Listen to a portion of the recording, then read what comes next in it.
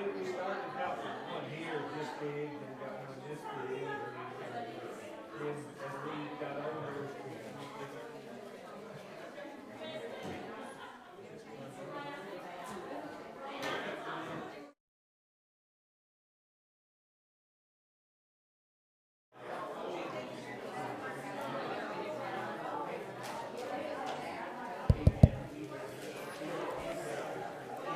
I'm going to go ahead and tell you it's time to start. It's not really time to start, but we're like 15 seconds away. This morning, if you know Frankie Turner, do y'all know Frankie Turner? That's the way I remember Chase's name, Chase Frankie Turner. So if you get mad at Frankie, you chase him. So Chase Frankie Turner. So if I call him Frankie, but his name's not Frankie, it's Chase Turner. And we're glad that he's with us this morning, and he's going to do the class, and then he's going to have a sermon. So without any, I should have asked him last night. I know he works with Herald of Truth, and I believe that's what he's going to speak to us about. So I'll not take up any more of his time and let him go ahead.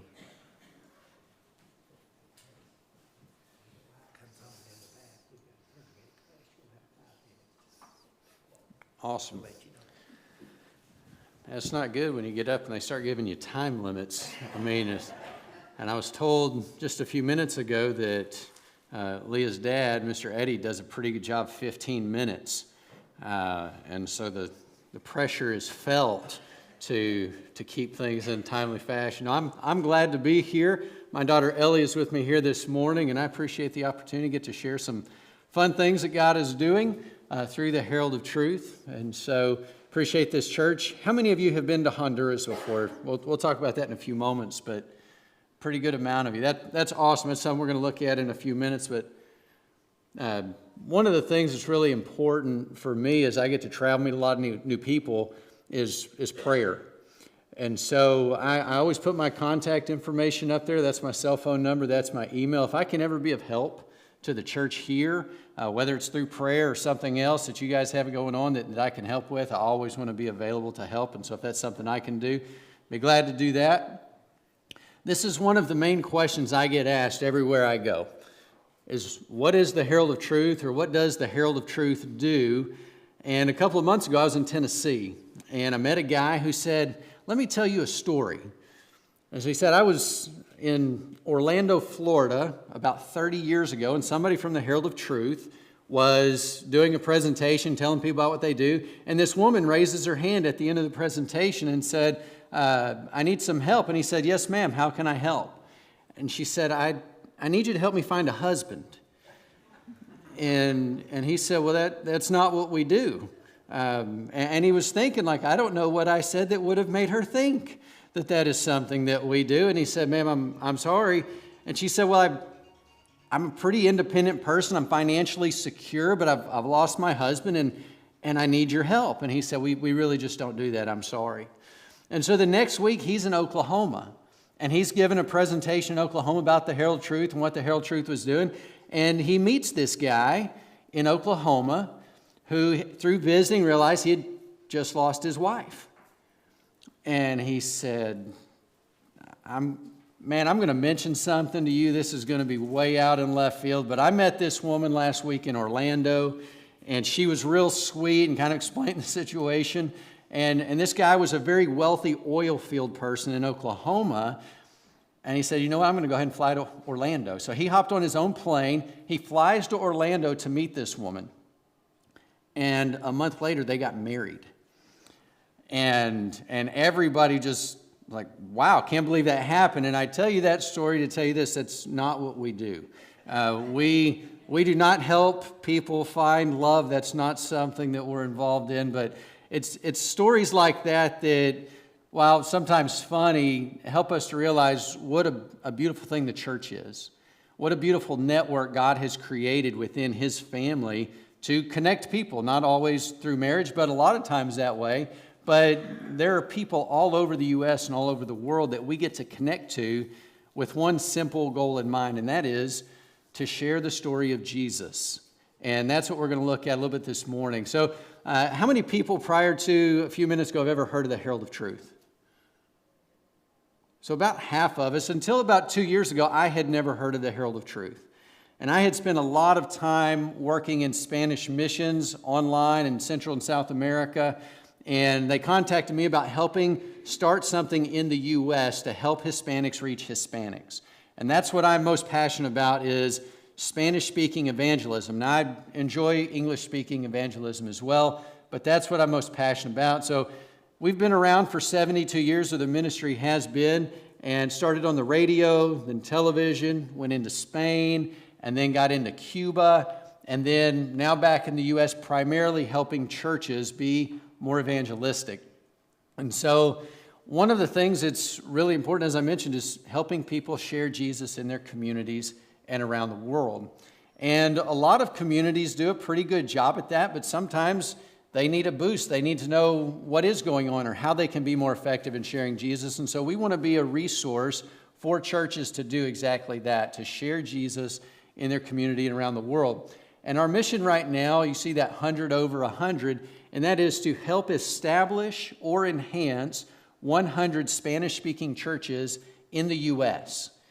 And the Hispanic population is the fastest growing demographic in the U.S. at about 20% of our population. So close to 60 million Hispanics live in the U.S. right now. And they need to hear the story of Jesus just as much as any of us do. How many people have noticed an influx in the U.S., maybe here? I don't know the demographics here real well, but of the Hispanic population. Have you seen that? Jonesboro, surrounding area? Yeah, I mean, everywhere I've been, there's just been a growing population. And so we're trying to help churches that either have a ministry or see the value or need to start a ministry like that in their community. We're going to look at what that looks like here in just a few moments. But Tony Fernandez is a guy that's been in Cuba his whole life. And in March, we celebrate 30 years of working in Cuba with Tony. And what's really neat about Tony is he's developed relationships within government, within prisons, where now in Cuba, they are putting baptistries in the prisons because he's been so effective in helping people find Jesus in prison that they see the value of helping him in starting churches that way, or at least baptizing people in the prisons there, which is really unique opportunity, especially in a place like Cuba. And then Bruno Valle is our guy in Central America. He lives in Nicaragua, and he does a really good job training preachers and teachers through YouTube and other digital resources. But this is where my heart lives, Honduras. We do a pretty good job covering all of Central America with Cuba, some in Costa Rica, Nicaragua. Honduras is where I went on my first mission trip 21 years ago. And I'm connected to some people in this congregation because of that first trip. And I won't share all details of that, but it's neat how small the world is. I've met a lot of neat people through the years and then reconnected with people because of Honduras. And so I know Leah, I believe Chandler's going to go with us in June. Everybody that wants to go is welcome to go. And there's a lot of really neat things that we're going to do this summer. We've got full-blown medical teams coming, dentists, doctors. And with the team we have coming, Gail, who is our physician on the ground, suggested we might even see or treat 500 people in a week. And so we're able to do a lot of tremendous things in a short amount of time. We're also planning to build 6 houses, feed hundreds of families, and just food, clothing, shelter, those things that I feel like Jesus really would be involved in providing for people today as he shares his love with them is something we're able to do. My favorite story about Honduras is 2 years ago, we went down there and we built a house for a woman, had lost her husband. She had a couple of kids and built the house. She was super grateful. Then we had to leave. And so we left her in the care of the local church there, Dalton Hines, who I think a lot of you know, worked with her. And then 9 months after we built her house, he sent me a video of her being baptized and getting to take communion for the first time. And I couldn't help but think about the parallel that exists between the time frame that we look at how God has designed our bodies to reproduce, and how sometimes those timelines line up with when we plant a seed and we share Jesus with somebody in a tangible way, how that over the course of time, sometimes that 9-10 month time frame comes about and they are baptized and they're part of the church. And so those things are really neat when you get to see those things come to fruition, because our goal is not to go down there and tell people, we're going to build you a house if. You know, we go down there to be Jesus to people, and their journey is going to be different than everybody else's. And in God's time and in the way He works, they're going to come to know Jesus in the way that God has designed them to. And so June 2nd through the 11th is going to be our trip. Again, if you want to come, be glad for you to do that. Mission Evangelize Spanish America is really the reason why I was brought on board with the Herald of Truth 2 years ago. And Mesa, anybody know what Mesa means in Spanish? Table? Okay, maybe we'll work on our Spanish later. But Mesa means table, and that's really where evangelism takes place, is by having people around your table, having a meal with people. And I encourage a lot of the congregations we work with when we look at evangelism is get to know people. Get to know them in your home. Get to know them in the community. Have a meal with them and learn about their family. Develop relationships, because that's what evangelism is all about. And so our goal right now is to be the evangelistic resource for churches across the U.S. that want to develop Spanish-speaking ministries. And we've got a lot of really neat tools we'll look at in just a moment. But again, to establish 100 Spanish-speaking churches by 2052, which will be our 100-year anniversary as a ministry. And I'm really excited when you take on a position like I've taken on, they typically give you a 3-year contract. And so as I was presenting a vision to our board about what I'd like to see happen, I asked them for a 28-year contract, and they said no. But we're going to tackle these first 3 years, and we're going to see how things develop and how God continues to bless those efforts. Another really important component of what we're doing is educating leadership, both in English and in Spanish, with these churches, because we're dealing with a culture inside of a culture. When we go to Honduras, we are a culture inside of a culture, and we know how hard it is for us sometimes to function, not understanding all of the cultural nuances, the idiomatic differences. Even if we speak Spanish, a lot of times we go places and there are some differences. And so when you think about Hispanics living in the U.S., they are a culture living inside of a different culture.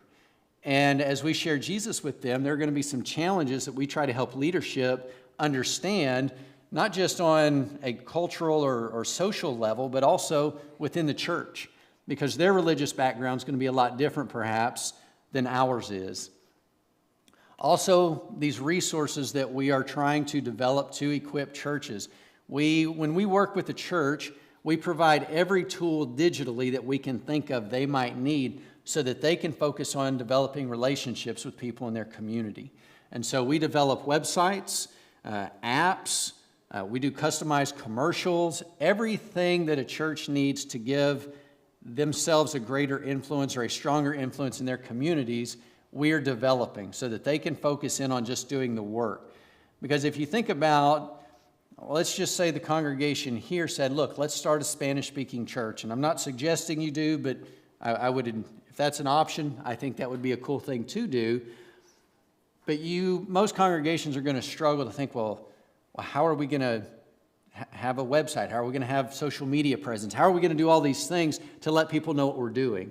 And so we try to take that part of ministry off of the plate of churches, so that they can develop relationships in a more effective way. And then engaging the Hispanic population in relationship with those resources that we are developing. And I don't know if this is going to work. I have a commercial to give you guys an idea of what we're developing. Well, it's in Spanish, so hearing it may not be the...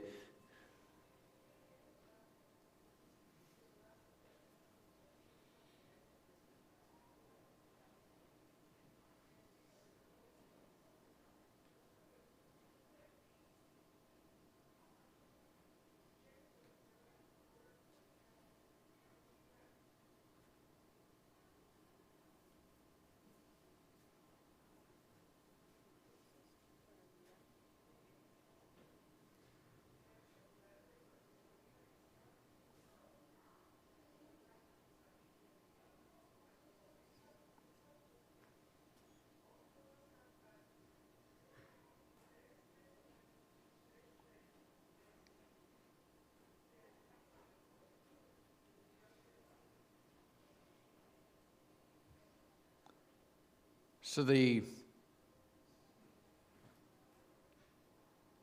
don't know how to get it to the next slide. There we go.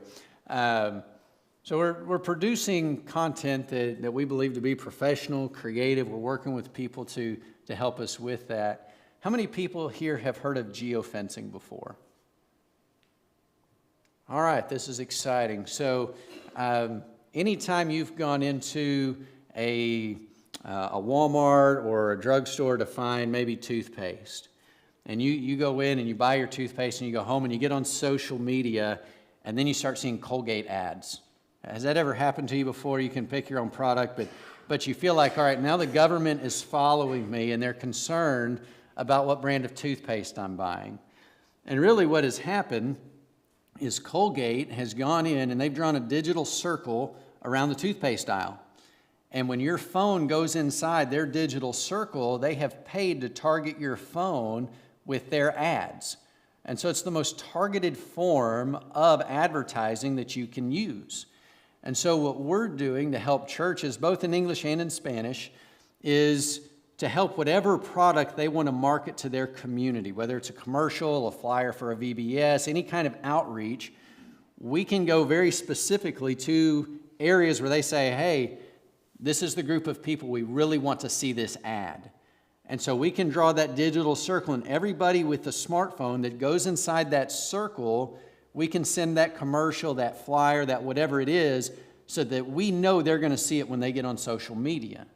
And so it's a very good way, good resource to use for targeted advertising instead of maybe putting something in a newspaper, which I don't know how many people still read a printed newspaper, but if you do, that's great. But most people are on a screen. And so printed flyers oftentimes are not as effective. And so we're trying to use all the resources we have to help that happen. And so when you look at this map, and I'm terrible with geography, but I'm going to start just one by one putting up, these are the Spanish-speaking churches or churches that have reached out to us to try and help start or enhance a Spanish-speaking ministry right now. And you can see it's peppering pretty good. Leah and Justin were at Harding. We had a presentation there, I think a month or so ago. And even since then, there have been 15 new churches that have reached out that wanted to start a Spanish-speaking ministry. And my hope is that as this continues to grow, there's going to be just red stars all over the place.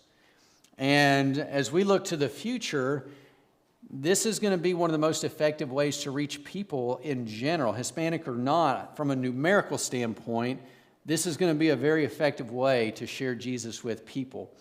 And so as we look forward, there are a couple things going to be really neat. One are the university relationships that we're developing. When I was at Harding, we talked to the head of the foreign language department, and we're developing an internship program to where any student at the Christian university level that wants to be involved in ministry, and specifically Spanish-speaking ministry, we're offering an internship at any one of those red stars. And so if they said, hey, I'd like to spend the summer on the coast in Virginia Beach, we've got a church there that will take them in. If they say, I like Arkansas, we've got a church in Hot Springs that said they would take a couple of interns. We've got people in Green Bay and in New Jersey and Delaware. Man, it's everywhere. And so it gives students an opportunity to work in ministry and make a little bit of money as they develop a passion for evangelism here in the U.S. And we're thankful to get to work with those students to do that. Having a more bilingual staff is going to be really important as we move forward as well. And so I'm looking always at relationships I currently have or developing relationships with people that can help take part of that load off of my plate so that we can be more effective as a ministry. And then finally, adopt a church. And this is a new initiative. I don't know that I've heard of an adopt a church program before. A lot of times we have adopt a college student, or obviously adoption plays a big role in some communities where we live. But when you see those red stars on the map, all of those represent a church plant. And as we get to know more churches, we're partnering with churches to adopt, because each one of those stars costs about $5,000 a year to support with all of the digital resources, with internships, all the things we're doing. And so some individuals, some churches are partnering with us to help sustain those. And so that's something that I mention to everybody. I don't know if the church here would be interested in doing something like that in a partnership to where you can kind of watch the churches grow, or individually, but if that's something you do, I'd be glad to visit with you guys about that later. I think I've got about 10 minutes left, and so I want to mention a couple of things that have hit my mind in the last couple of months, just as a ministry as a whole. Because when I came on board, a lot of people thought the Herald of Truth had stopped. They didn't know it still existed. And how many that said they had heard of the Herald of Truth had heard of it doing anything in the last 10, 15 years? I mean, a lot of people thought we were dead. And so when I came on board, the idea was we were in survival mode. How do we survive this transition? And as we survived, God started producing a lot of fruit that in many ways we would have thought, hey, we're being successful. And certainly within our families and communities and in a ministry, success is something that we want to see take place. But I think our goal as a ministry and as people needs to go beyond being successful. The goal is to be significant. And the difference between successful and significant has more to do with a reputation and impact. Because successful is something that people can see a lot of times, but significant is something that people can feel. Significant is something that, as I think about leaving a mark as a ministry, as a minister, and as a father, and as a husband, I want the impact of my life in ministry to go far beyond my time here on this earth. I want to create something that for generations to come will still have an influence for the church long after I'm gone.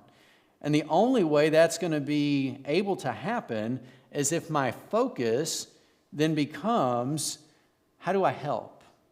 How do I help people where I'm at and around the world?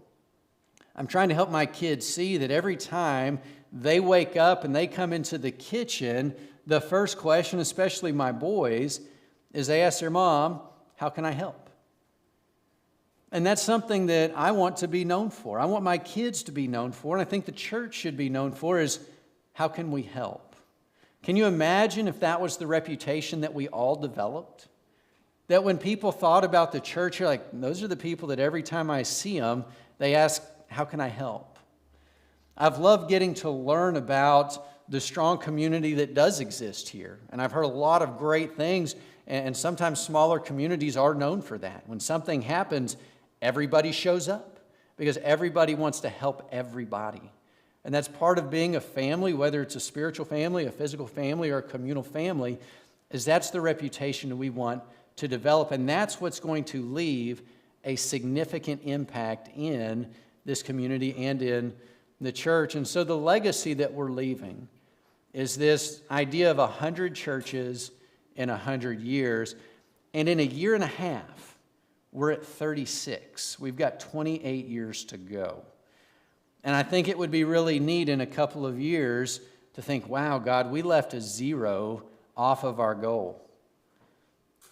We can dream bigger. And that's what I encourage people to do is don't make a dream or a goal that you can reach on your own. When you think about your future and where you want to be, set an ambitious goal that you can't achieve without God's help. What does that look like for you? You know, a lot of times we set goals for maybe retirement, we set goals for our family, we set goals for the church. And oftentimes we think, how am I going to do this? And I think if we take the approach is, how is God going to do this? And how can I help him do that? We're going to dream bigger dreams. We're going to report greater things going on in our lives and in the church at large, here locally and around the world. And so as you think about the future, think about doing that. And the last question that I'm going to ask is, who do you know? Who do you know around the U.S. or maybe around the world that needs some help? Maybe you have family that's scattered off somewhere else, and you think, that we've had conversations about how many Hispanics are where they live, and there's no place for them to meet. There's no one helping them. I would love to visit with them and tell them about what we're doing, even just on the phone. And if there's things we can do to help their local outreach, that's exactly what we want to do. And if there's things that I or we can do as a ministry to help the church here, we certainly want to do that as well. And if nothing else, going to Honduras.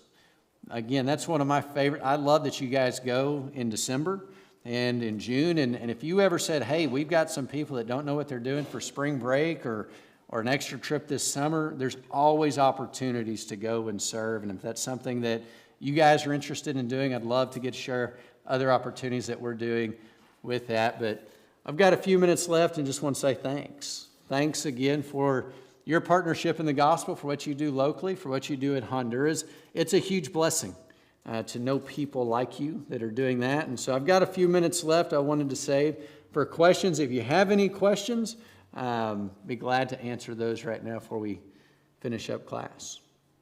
How many Spanish-speaking Church of Christ are in the United States? Man, that's a great question. I know there's at least 36. I haven't done that research to know. Maybe that's something I should figure out. But that's one of the things. There's a lot we've reached out to that already exist, but I called a guy up in the Northeast in Maryland.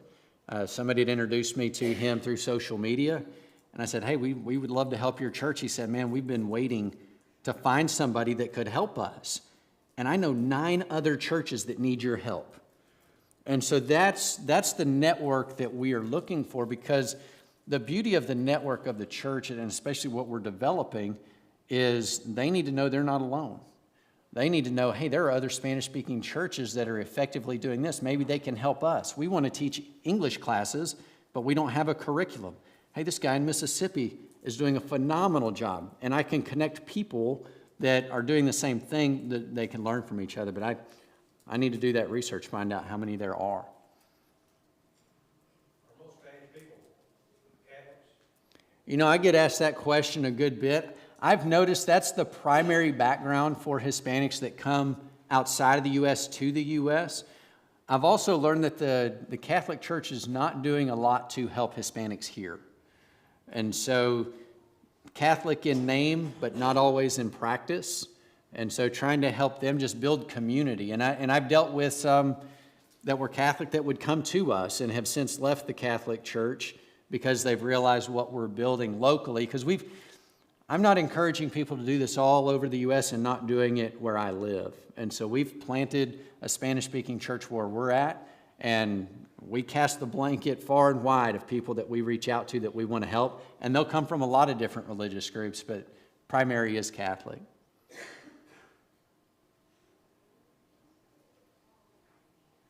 Is the Herald of Truth,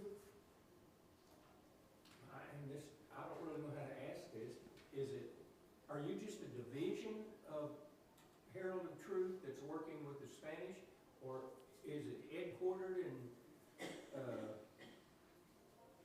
Monroe? That's another great question. I don't like titles. I don't like to tell people that I'm the president of the organization just because they look at you different. I don't like wearing suits, but they say the suit comes with the job. And so we're headquartered in Abilene, and when they asked me to serve as the president, I said, my focus is going to be Spanish.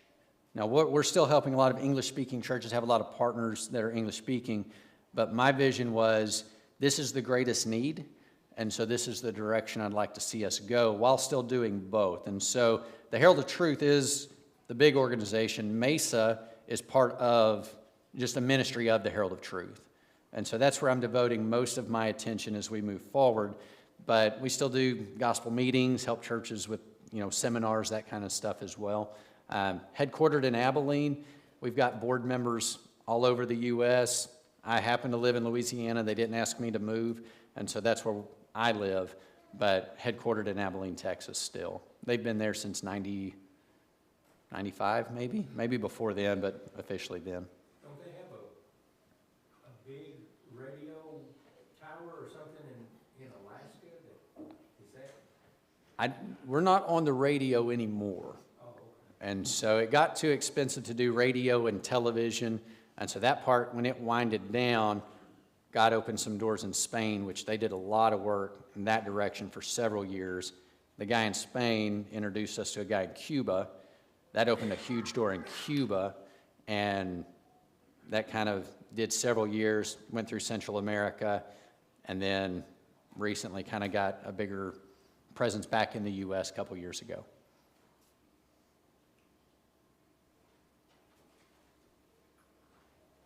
I saw a red light go. Do I have until 10:35 or 10:30? I don't. Okay, kids are coming in. All right, well, I'll hang it up for now. Look forward to speaking here in a few moments. Appreciate your time.